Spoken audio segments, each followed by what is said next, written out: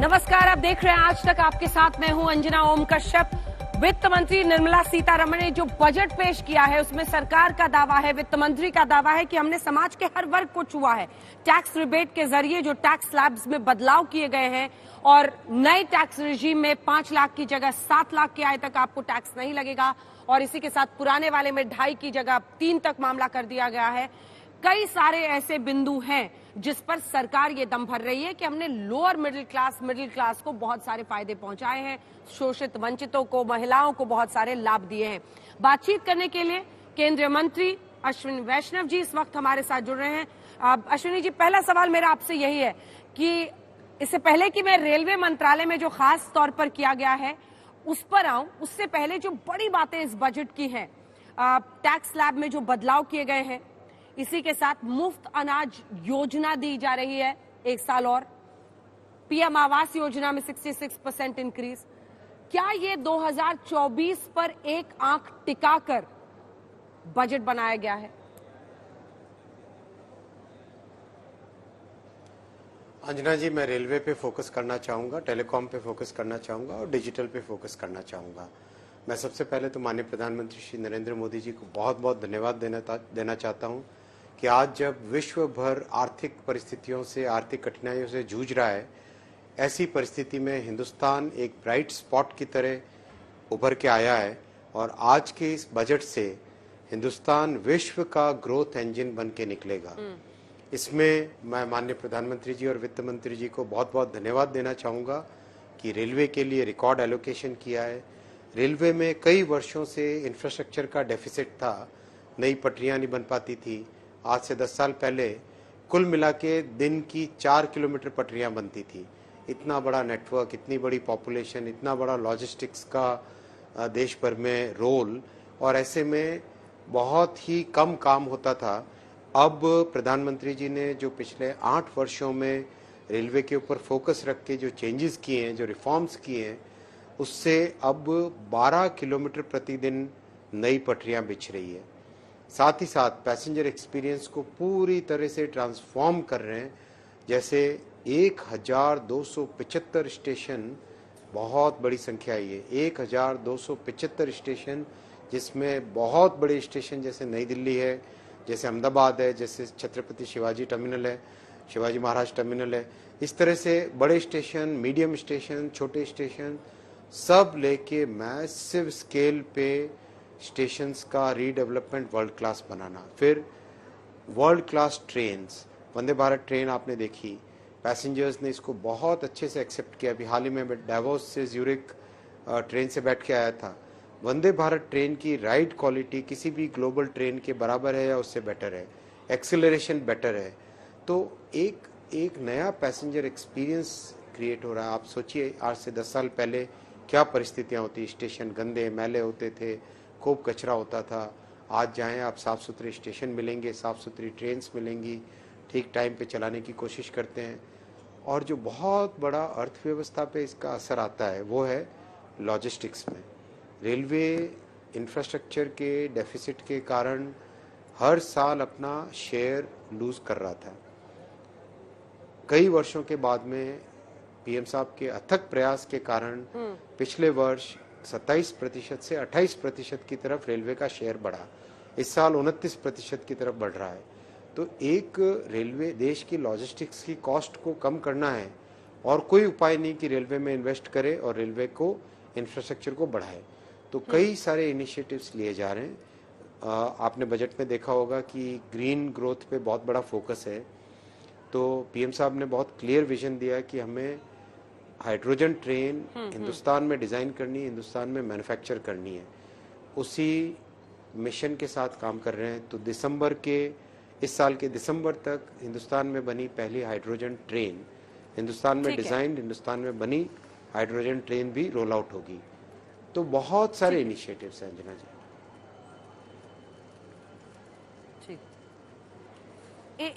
एक आखिरी सवाल आपसे जल्दी से, इंडिया टुडे पर भी आपको जाना है। 2000 किलोमीटर लंबी नई रेल लाइन बिछाने का लक्ष्य, इसी के साथ रेलवे में जो प्राइवेट प्लेयर्स हैं उनकी भागीदारी जारी रहेगी दोनों पर। 2000 किलोमीटर का लक्ष्य कब तक के लिए है? ये अगले साल तक के लिए है। अभी आपने कहा 12 किलोमीटर रोजाना का आप लक्ष्य लेकर चलेंगे। 2.5 लाख करोड़ लगभग आवंटन जो किया गया है रेलवे से, उसमें बड़ी बड़ी चीजें क्या है? 2000 किलोमीटर नई लाइन बिछाने का लक्ष्य क्या अचीवेबल है? और तीसरी, बार बार विपक्ष कहता है कि ये तो रेलवे को भी अब बेच देंगे, रेलवे को भी बेच देंगे। प्राइवेट जो प्लेयर्स हैं उनकी भागीदारी को लेकर तीनों पर संक्षिप्त जवाब। 2000 नहीं अंजना जी, साल में 4500 किलोमीटर नए ट्रैक बिछाने का टारगेट लेके चल रहे हैं। 4500, और बहुत अच्छी से अचीव हो रहा है, बहुत आराम से अचीव हो रहा है। दूसरा, रेलवे के प्राइवेटाइजेशन का कोई प्रश्न नहीं है। बहुत ही क्लियरली मेरे पूर्ववर्ती मंत्री श्री पीयूष गोयल जी ने पार्लियामेंट में कहा था, पार्लियामेंट में मैंने स्पष्ट कहा है, कई फोरम्स में कह चुके हैं कि रेलवे एक बहुत ही कॉम्प्लेक्स ऑर्गेनाइजेशन है जिसका बड़ा सोशल ऑब्लिगेशन है। फर्टिलाइजर मूवमेंट है, फूड ग्रेन का मूवमेंट है, सॉल्ट का मूवमेंट है, कई कमोडिटीज का मूवमेंट सब्सिडाइज रेट्स पे करते हैं। बहुत ही कॉम्प्लेक्सिटी है। तो दुनिया भर में रेलवेज वैसे भी गवर्नमेंट के हाथ में रहती है, हिंदुस्तान में भी गवर्नमेंट के हाथ में है और गवर्नमेंट के हाथ में ही रहेगी। प्राइवेटाइजेशन का कोई प्रश्न नहीं है।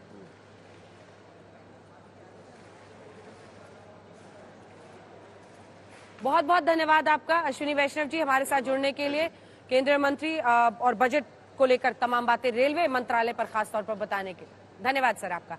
लेकिन अब जो बड़ी बातें आपको बताते हैं, क्योंकि अब सियासत तेज होती जा रही है। राहुल गांधी ने कटाक्ष किया है बजट पर और कहा है ये अमृत काल नहीं, ये मित्र काल का बजट है। राहुल गांधी का ये बयान जिसमें उन्होंने कहा है कि ये अमृत काल का नहीं, ये मित्र काल का। मित्र काल से आप समझ रहे होंगे, बार बार कांग्रेस पार्टी सरकार को लेकर, अडानीज को लेकर उन पर आरोप लगाते रही है और इसीलिए मित्र काल का बजट इसे अब राहुल गांधी करार दे रहे हैं।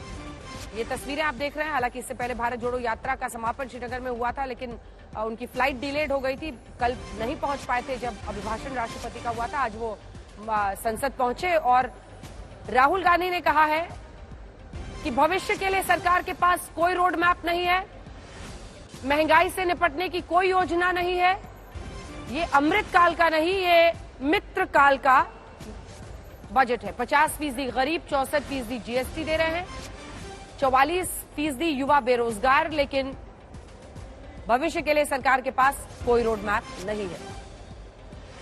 ये बड़ा कटाक्ष है राहुल गांधी का इस बजट पर। मित्र काल का बजट वो इसे करार दे रहे हैं।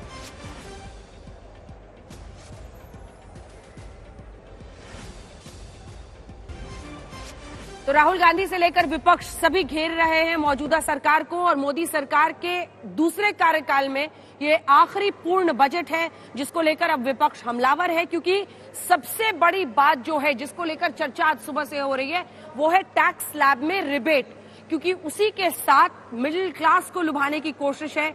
चुनावों के पहले 2024 में चुनाव है लोकसभा के, इस साल 9 राज्यों के चुनाव हैं। तो टैक्स स्लैब में जो बदलाव किए गए हैं वो जल्दी से आपको बता देते हैं, क्योंकि जो नई टैक्स रेजीम है उसमें 5 लाख तक अगर आपकी आय थी तो आपको पहले टैक्स नहीं लगता था, वो बढ़ाकर 7 लाख कर दी गई है। अब हम आपको दिखा रहे हैं 0 से 3 में, एक एक करके इसको पूरी तरह से समझिए। अगर आपकी आय 3 लाख तक है तो अब आपको टैक्स नहीं लगेगा। पहले आप 2500 का टैक्स देते थे, फायदा आपको पूरा का पूरा 2500 का हो गया। 3 से 6 में 15,000 पहले देते थे आप, 22,500, तो आपको लगभग 7,500 का फायदा हुआ है। 6 से 9 लाख अगर आपकी आय है तो आप अब टैक्स देंगे 45,000 यानी 45,000। पहले आप कितना देते थे? 60,000, यानी आपको 15,000 का फायदा हो गया है। अब 9 से 12 लाख जिनकी आय है वो पहले देते थे, अब दे रहे हैं 90,000, जो कि पहले देते थे 1,15,000, तो उनको लगभग 25,000 का फायदा हो गया है। वहीं 12 से 15 लाख आप देख लीजिए, तो जो पहले 1,87,500 देते थे टैक्स, वो अब देंगे सिर्फ 1,50,000, तो उनको भी 37,000 का डायरेक्ट फायदा होता हुआ दिख रहा है इस नए टैक्स स्लैब में पहुंचने में। और सरकार ने न्यू टैक्स रिजीम को बाय डिफॉल्ट कर दिया है, वो भी एक फायदा सरकार देख रही है, न्यू टैक्स रिजीम को पुश करती हुई देख रही है, सरलीकरण के तौर पर इसे पेश कर रही है। आइए आपको सुनाते हैं वित्त मंत्री निर्मला सीतारमण ने आज क्या कहा है। new taxation regime that we brought in for direct taxation 2-3 years ago has now got greater incentives, greater attraction, so that people can unhesitatingly move from the old to the new. Of course, we are not compelling anybody. Those who want to remain in old can still remain there for enough justifications that they can have. Complications के कारण old regime अगर आपको beneficial लगता है, आपको ही वो complicated भी लगता है। इसीलिए ओल्ड रेजिम के बारे में बहुत सालों से बहुत सारे कमिटियों भी रिपोर्ट दिया कि उसको सिंप्लीफाई करो। जी जी। और टैक्स इवेशन का और टैक्स अवॉइडेंस का एक मुख्य कारण ये होता है कि जब रेट ज्यादा रहते हैं, लोग अन्य रास्ते ढूंढते हैं जिससे उससे बच पाएंगे। अगर रेट कम हो जाता है, लोगों के मन में अच्छा ठीक है इतना ज्यादा नहीं पे करो। सो इन सब को मन में रखते हुए ही 2 साल पहले हमने सेकंड रेजिम टैक्स रेजिम ले आए जिसमें रेट कम था, मगर इस बार हम उसमें रेट भी कम किया, स्लैब्स पे बढ़ाया और हर एक का हर स्लैब का टैक्स रेट भी कम करवाया। तो वित्त मंत्री अपनी तरफ से बखान कर रही हैं जो सरकार की उपलब्धियां हैं, बजट को लेकर आशावान सरकार। उनका कहना है कि हमने हर वर्ग को किसी न किसी तरीके से फायदा पहुंचाने की कोशिश की है। 2 खास मेहमान हमारे साथ जुड़ रहे हैं, नरेंद्र तनेजा जी जुड़ रहे हैं और हमारे साथ जीके केडिया साहब जुड़ रहे हैं टैक्स एक्सपर्ट के तौर पर कि टैक्स में क्या वाकई आम आदमी को उतना फायदा हुआ है जिस तरह का दम सरकार भर रही है, या फिर विपक्ष के दावे में दम है कि जब आप माइन्यूटली इसमें जाएंगे तो बहुत ज्यादा फायदा नहीं होता हुआ दिख रहा है और सेविंग्स को सरकार बहुत इनकरेज करती हुई नहीं दिख रही है। दोनों पर चर्चा करेंगे। सबसे पहले मैं केडिया साहब आपके पास आना चाहती हूँ, जल्दी से एक कमेंट। सरकार के इस ने जो टैक्स में बड़ी राहत दी है, क्या वो वाकई बड़ी राहत है? नहीं, सही मायने में जो चेंजेस हुए हैं, इस चेंजेस बहुत बड़ी राहत है, क्योंकि अगर हम इन्वेस्टमेंट को अगर इग्नोर कर दें तो न्यू टैक्स रेजिम में फायदा ही फायदा है, पूरी तरीके से फायदा है न्यू टैक्स रेजिम में, क्योंकि टैक्स रेट को इतना कम कर दिया गया है। हालांकि 15 लाख जब टैक्स इनकम पहुंच जाती है, उसके बाद ओल्ड रेजिम में भी और न्यू रेजिम में भी हम 30% के ब्रैकेट में आ जाते हैं। लेकिन उससे पहले अगर देखा जाए और इन्वेस्टमेंट को अगर इग्नोर किया जाए तो इन्वेस्टमेंट को इग्नोर करने की बात मैं इसलिए कर रहा हूँ कि इन्वेस्टर हमेशा ऑप्शनल रहा है। केडिया साहब आप कह रहे हैं कि केडिया साहब के साथ मुझे दिखाइए एक बार। केडिया साहब, तो आप ये कह रहे हैं कि अगर 15 लाख तक आपका इनकम है तो आपके लिए न्यू टैक्स रेजिम फायदेमंद है, उसके ऊपर वाले जो हैं वो 30% का मामला हो जाता है, ओल्ड रेजिम में रहिए इसमें रहिए तो सेम है। लेकिन अगर जीरो मतलब अगर आप 15 लाख से कम आपकी आय है तो न्यू टैक्स रेजिम आपके लिए फायदेमंद है। अगर है तो फिर सेविंग्स को बढ़ावा कैसे मिलेगा? जो बहुत सारे एटीसी में एग्जेम्पशंस मिलते थे, कई सारी अलग स्कीम्स थी, उनको वो कहाँ फिर ठहरती हैं? देखिए, इनकम टैक्स 2 प्रश्न पूछे मैंने आपसे। हाँ, इनकम टैक्स एक्ट 1961 में आया था। उस समय लोगों को सेविंग करने की आदत नहीं थी, तो इनकम टैक्स एक्ट के माध्यम से सेविंग करने के लिए उनको प्रमोट किया गया कि आप सेविंग कीजिए। आज के समय उनको न्यूट्रल छोड़ दिया गया है कि अगर आप सेविंग करना चाहते हैं तो सेविंग कीजिए आप। उसके आप और सेविंग में जो रेट ऑफ इंटरेस्ट होता है, जिस चीज में फायदा मिलता है उस चीज में आप इन्वेस्टमेंट करें।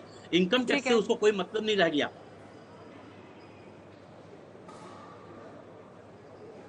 हाँ, ठीक है। नरेंद्र तनेजा जी, ठीक है, मैं लौट रही हूँ आपके पास। अब एक सेकंड होल्ड योर थॉट्स। जल्दी से तनेजा साहब आपके पास आते हुए, टैक्स को स्पेसिफिकली पहले, क्योंकि एक बड़ी राहत के तौर पर इसे देखा जा रहा है, लेकिन इसी के साथ चूंकि आप बीजेपी की भी तरफ से बोलेंगे तो मेरा प्रश्न आपसे यही रहेगा कि क्या अभी तक जो फिस्कल प्रूडेंस आपकी सरकार दिखाती थी, इस बार आपने 2024 के मद्देनजर इतनी बड़ी राहत देकर एक चुनावी बजट एक तरह सा कर दिया है? नहीं, चुनाव का इससे कोई लेना देना नहीं है। आप देखिए, हमारा जो मध्य वर्ग है पूरा कैटलिस्ट बन चुका है। जो आर्थिक देश में तमाम परिवर्तन हो रहे हैं उसका कैटलिस्ट हम किसान होते हैं, गरीब आदमी होता है, एसएमईज होते हैं, लेकिन मिडिल क्लास बहुत बड़ा कैटलिस्ट है। तो और ये उनकी काफी समय से मांग थी। हमने कोई बजट का इससे कोई इलेक्शन का लेना देना नहीं है। ये उनकी मांग भी थी और हमें लगता है कि मांग बिल्कुल जेन्युइन थी, क्योंकि धीरे धीरे अर्बन सोसाइटी बढ़ रही है, मिडिल क्लास बढ़ रहा है, और वो काफी वो इसलिए नहीं कि वो वोकल थे, इसलिए हमको लगता है उनकी बात बिल्कुल जेन्युइन थी।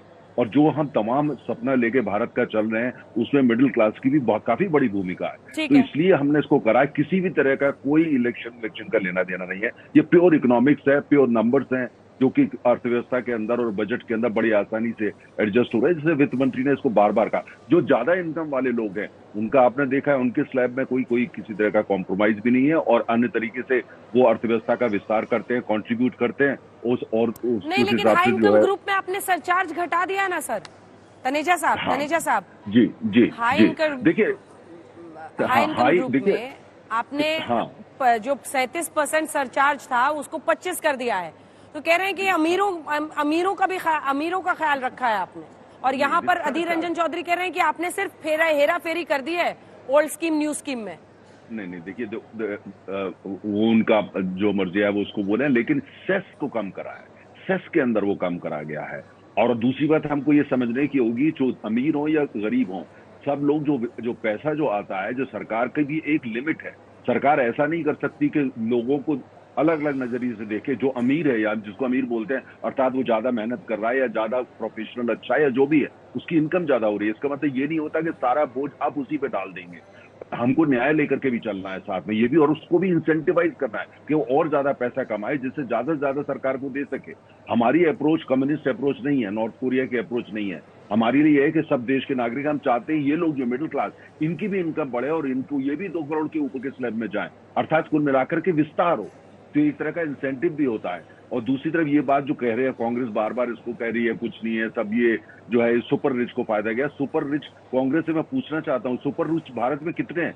99.80% तो हमारे यहाँ आम आदमी एक तरीके से। सुपर रिच किसकी है बात कर रहे हैं? 0.20% की। उनके लिए इतना बड़ा बजट बनाया गया है $580 बिलियन का, उनके लिए बनाया गया है। कैपिटल एक्सपेंडिचर 10 लाख करोड़ का किसके लिए करा जा रहा है? आम आदमी के लिए करा जा रहा है, वो कैटलिस्ट होगा। ठीक है, लेकिन देखिए विपक्ष जो भी कहे, विपक्ष का पक्ष अभी रखेंगी। सुप्रिया श्रीनेत हमारे साथ कांग्रेस पार्टी की तरफ से जुड़ रही हैं, लेकिन इससे पहले कि सुप्रिया जी के पास चलें, आइए आपको सुनाते हैं। फैसला जनता को ही करना है। जनता क्या कह रही है इस बजट पर? हमने लोगों से बात की, हमारे सहयोगी अलग अलग जगहों पर गए, जल्दी से वो हिस्सा जरा सुना देते हैं। ये चीज समझनी होगी कि 7 लाख जो टैक्स स्लैब 5 लाख से 7 लाख की जो बढ़ोतरी की गई है वो ओनली न्यू टैक्स रेजिम के लिए की गई है। तो उस रेजिम में कोई भी डिडक्शंस का बेनिफिट नहीं मिलता है।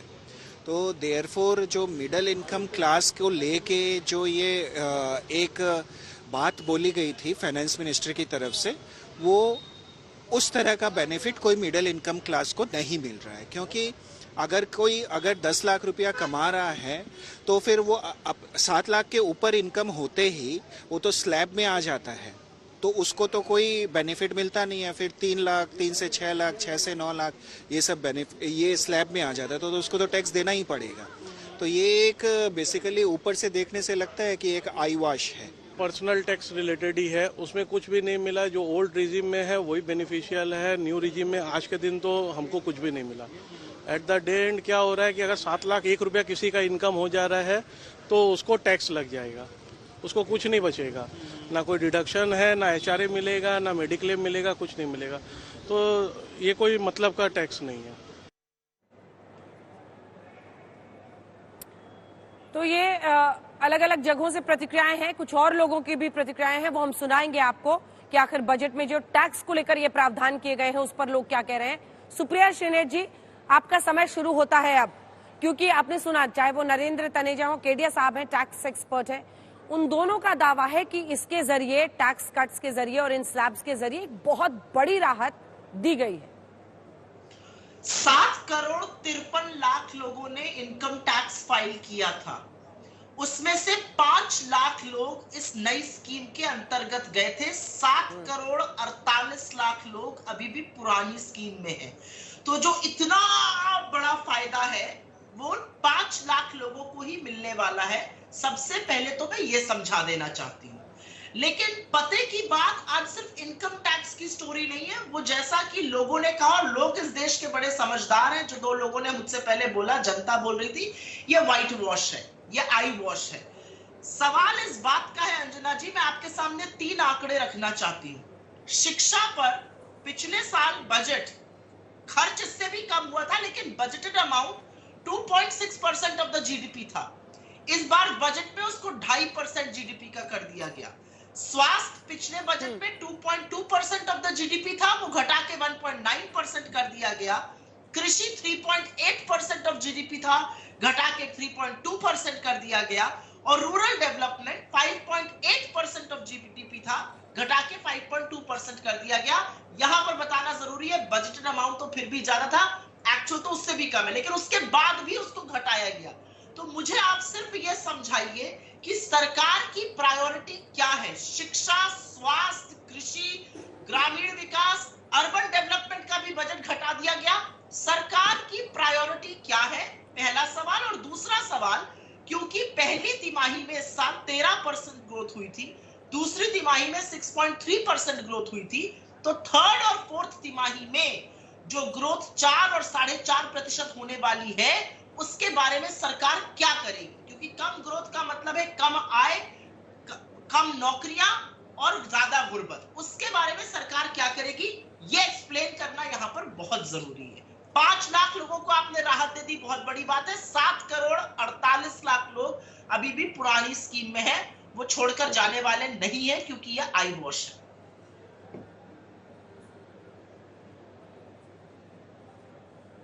चलिए तनेजा साहब जल्दी से इसका जवाब दीजिए। हाँ, नहीं देखिए, आपने बड़े ध्यान से अगर सुना हो, हमारी कांग्रेस के मित्र ने क्या कहा, उन्होंने परसेंटेज दिया है कि जीडीपी का। उन्होंने ये नहीं बताया कि जो ग्रोथ जब ग्रोथ होती है तो आपका पिछले साल के मुताबिक पूर्व मिलाकर के आपका जीडीपी बढ़ गया।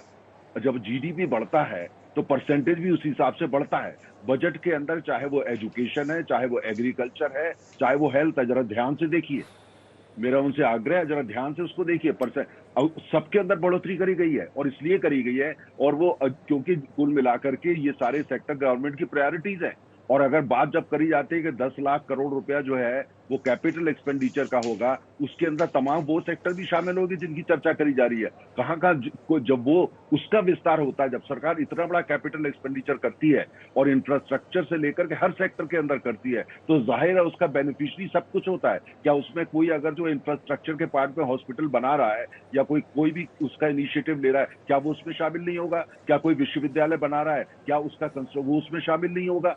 तो ये नजरिए की बात है। कांग्रेस पार्टी का क्या है, कांग्रेस सिर्फ जो उनकी कम्युनिस्ट सोच है कि सरकार देती रहे, नोट छापे दे दे, नोट छापे दे दे, उनका यही पर्पज है। 10 लाख करोड़ की जो बात है, जो अमेरिका में क्या हुआ, अमेरिका में वहां की सरकार में लोगों की जेब में पैसा डाल दिया, आज वहां पे महंगाई बेकाबू हो चुकी है। हमने ऐसा नहीं किया, क्योंकि अगर वो करते तो वो करते भी है तो 40% पैसा होता है उसका। 1 रुपया अगर आपने किसी की जेब में डाला है, 40% ही वो इकोनॉमी में जाके रिफ्लेक्ट होता है, 60% वो काम में नहीं जाता है। इसमें सारा अध्ययन किया गया है। और देखिए, कांग्रेस की अपनी अप्रोच है, हो रखें वो देश को कम्युनिस्ट बना देंगे तो बनाए वो। एक छोटा सा इस पर रिबटल, उसके बाद हम दिखाएंगे कि अलग अलग क्षेत्रों में कितना आवंटन किया गया है, चाहे वो डिफेंस हो, रेलवे हो। ठीक है, ठीक है, ठीक है, जल्दी से सुप्रिया जी एक रिबटल। अंजना जी बहुत छोटा सा रिबटल, आपसे भी एक रिएक्शन लूंगी। हाँ जी हाँ, बड़ी अच्छी बात इन्होंने कही, परसेंटेज ऑफ द जीडीपी ना देखिए, मतलब चिट भी मेरी पट भी मेरी, लेकिन दोनों इनकी नहीं है। मैं परसेंटेज ऑफ द जीडीपी चलिए नहीं देखती हूँ।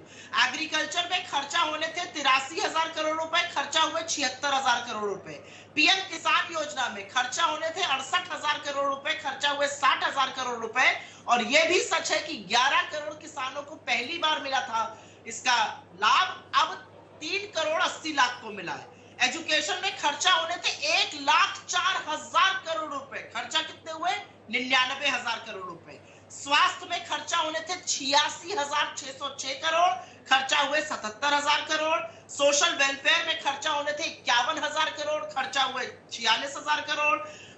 ST डेवलपमेंट में भी खर्चा ज्यादा होना था, खर्चा कम हुआ।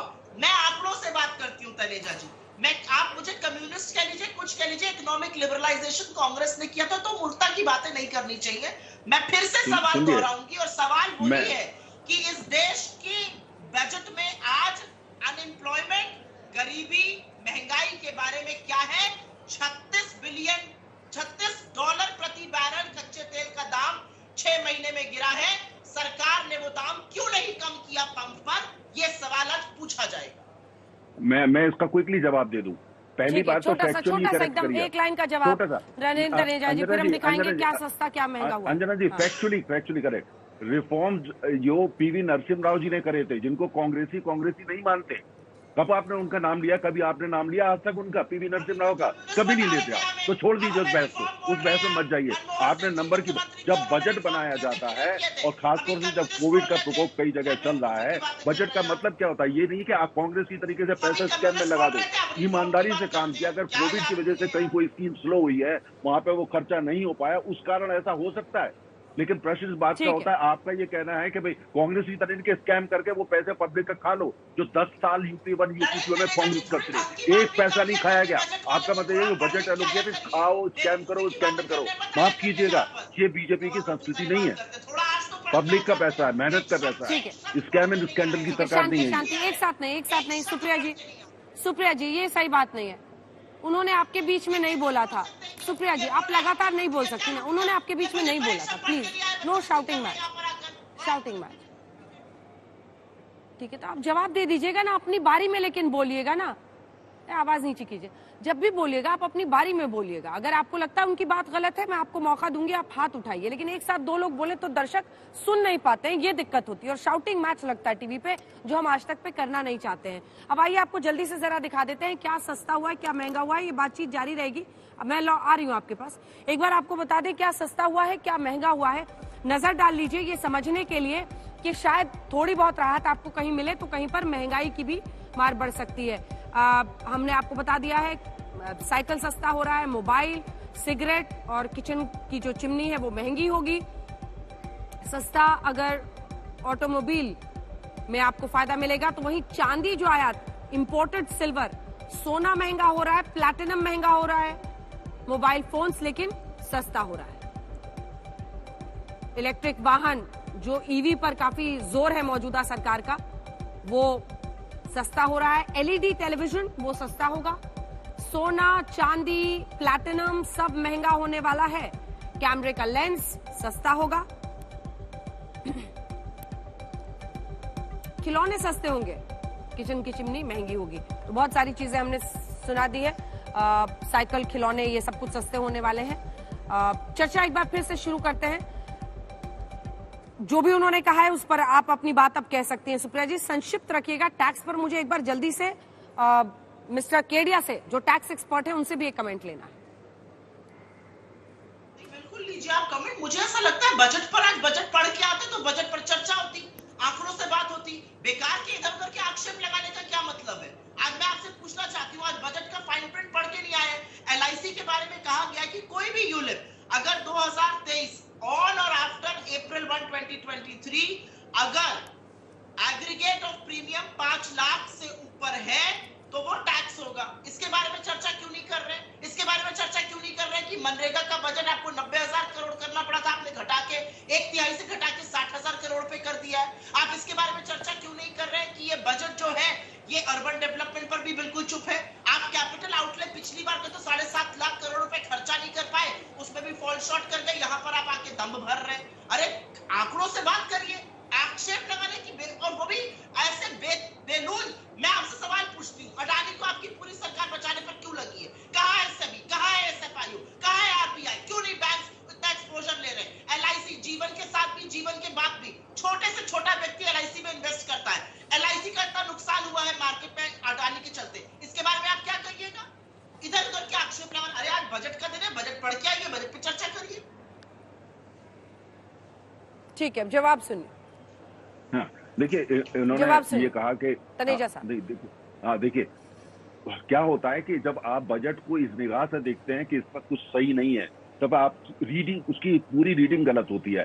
इन्होंने ये कहा कि मनरेगा को लेकर के प्रधानमंत्री आवास योजना जो है, जरा उसका बजट बताइए मुझे, कांग्रेस की जो साथी हैं, बताइए कितना उसमें हमने इंक्रीज किया। क्योंकि हमारा अध्ययन ये है, हम लकीर के फकीर तो है नहीं, हमारा अध्ययन यह है कि मनरेगा की जगह अगर ग्रामीण क्षेत्र के अंदर आवास विकास, जो प्रधानमंत्री आवास योजना चल रही है, उस पर ज्यादा आकर्षण है, लोग उसमें ज्यादा साथ आना चाहते हैं, उसमें ज्यादा काम करना चाहते हैं। लिहाजा उसका जो बजट है वो हमने बढ़ा दिया है, क्योंकि लोग उसमें खाली 100 दिन की कोई सीमा नहीं होगी, वो लगातार चलने वाला काम है। हमारा सर्वे ये कहता था कि ग्रामीण में लोग जो है उसमें ज्यादा काम करना चाहते हैं, जिससे उनकी आय ज्यादा हो सके। हमने उस बजट को बढ़ा दिया और जबरदस्त तरीके से बढ़ाया। आप ये कहते नहीं था लकीर के फकीर हैं, आप जो 10 साल कर होता था वही होना चाहिए। नया आइडिया मत लाइए, एक बार केडिया साहब से पहले कि हम लोग पीएम आवास योजना अन्य स्कीम्स पर जाएं, केडिया साहब को दिखाइए मेरे साथ। ठीक है, तो सर रुक जाइए। केडिया साहब, टैक्स को लेकर जो कांग्रेस पार्टी का आरोप है कि सिर्फ हेराफेरी इधर से उधर की गई है, क्या आप इस आरोप से सहमत हैं मिस्टर केडिया? नहीं, मैं बिल्कुल सहमत नहीं हूँ, क्योंकि टैक्स में जो चेंजेस हुए हैं ये देखिए समय की मांग है। प्रेजेंट गवर्नमेंट की यह मंशा रही है कि टैक्स सिस्टम को एग्जम्पशन फ्री और डिडक्शन फ्री किया जाए। कॉर्पोरेट टैक्स स्ट्रक्चर में भी 15% टैक्स रेट किया गया है, जिसमें मैट को हटा दिया गया है, डिडक्शंस को एग्जम्पशंस को हटा दिया गया है। उसी तरीके से इंडिविजुअल टैक्सेशन में अभी सुप्रिया जी कह रही थी कि 5 लाख लोगों ने केवल न्यू रेजिम में पिछली बार रिटर्न फाइल करी थी, ये वो सही कर रही थी, क्योंकि उसमें प्रॉब्लम थी, कंपैटिबिलिटी नहीं बन पा रही थी, इसीलिए तो चेंजेस किया गया ना। अब जिस तरीके से चेंजेस किया गया है, अब ज्यादा से ज्यादा लोग जो है न्यू टैक्स रेजिम को ऑप्ट करेंगे। हालांकि पुराना टैक्स रेजिम को खत्म नहीं किया गया है, अगर आपका टैक्स रेट कम बनता है तो आप उसको भी चूज कर सकते हैं, इसलिए दोनों ऑप्शन आपके पास है इसमें।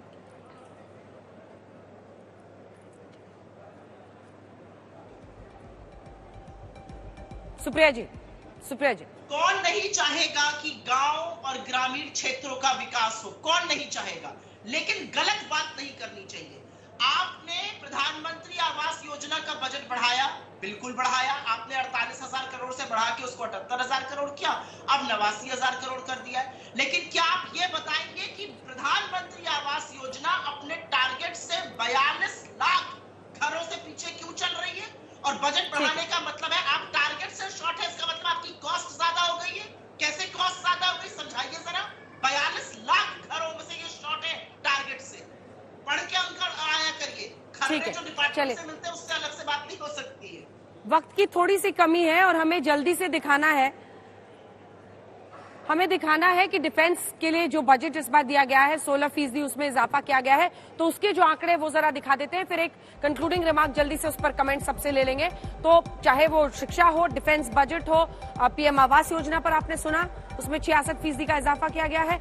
रक्षा बजट में जो इजाफा किया गया है वो अब हम आपको दिखा रहे हैं, लगभग 16% का इजाफा, 13% का इजाफा आधुनिकीकरण पर, सशस्त्र बलों की खरीद पर, इन सब पर, इंफ्रास्ट्रक्चर और आत्मनिर्भर कैसे बने, इन सब पर जोर रहेगा। जल्दी से एक कमेंट इस पर डिफेंस बजट को लेकर। तनेजा साहब, छोटा सा कमेंट। मुझे लगता है कि पहले सुप्रिया जी से ले लेते हैं, फिर कंक्लूडिंग रिमार्क आप दे दीजिएगा। 30 सेकेंड्स है सिर्फ, सुप्रिया जी। जी हाँ, मुझे ऐसा लगता है कि जिस समय चीन ने अतिक्रमण किया हुआ है, अरुणाचल में भी परेशान कर रहा है, लद्दाख में भी कर रहा है, पाकिस्तान के साथ एक्सेस बना रहा है, हमारा डिफेंस का बजट और बढ़ना चाहिए था। ये ईयर ऑन ईयर आप 16% इंक्रीज बता रही हैं, लेकिन actually as a percentage of the GDP ये फिर भी कम है। इसीलिए मैं कहती हूँ डिफेंस का, रक्षा पर सबसे ज्यादा बात होनी चाहिए थी, और सिक्योरिटी का जिक्र वित्त मंत्री जी ने मात्र 3 बार किया। ये अलग बात है कि टैक्स का जिक्र 51 बार किया।